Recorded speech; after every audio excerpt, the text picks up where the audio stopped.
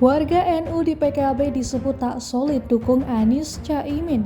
Apa pemicunya?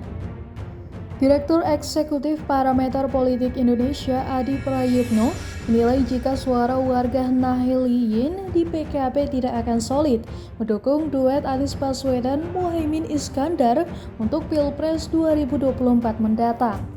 Ia menyampaikan secara statistik 85% penduduk Indonesia beragama Islam dan sebanyak 40 hingga 45% mengaku sebagai bagian dari Nahdlatul Ulama.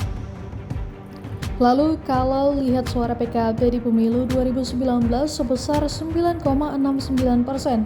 Jadi kalau ada 45% bagian dari NU dan mayoritas, jadi ada sekitar 35% tidak memilih PKB namun ke partai lain.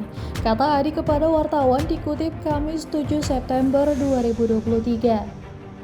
Adi mengatakan dari suara PKB sebesar 9,69% itu tidak bisa dikonversikan kepada Muhaimin. Pasalnya, kata dia, elektabilitas Muhaimin hanya 1 hingga 2%, sehingga ada gap antara pemilih PKB dengan Muhaimin.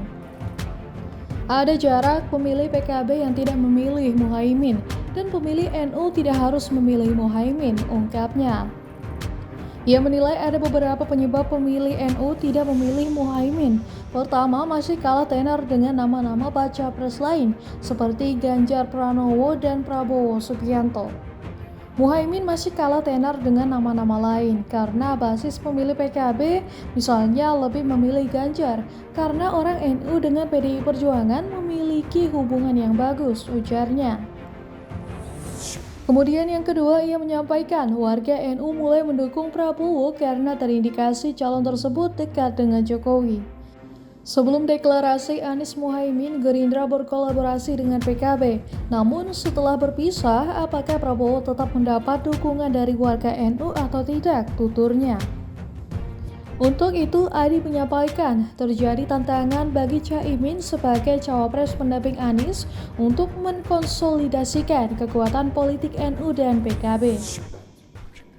Terlebih sangat penting karena kondisi PKB dengan PBNU terlihat berkonflik sehingga akan berpengaruh terhadap perolehan suara partai tersebut. Dalam kondisi solid perolehan suara PKB 9,6%, lalu sekarang PKB itu terlihat berkonflik dengan PBNU, pungkasnya.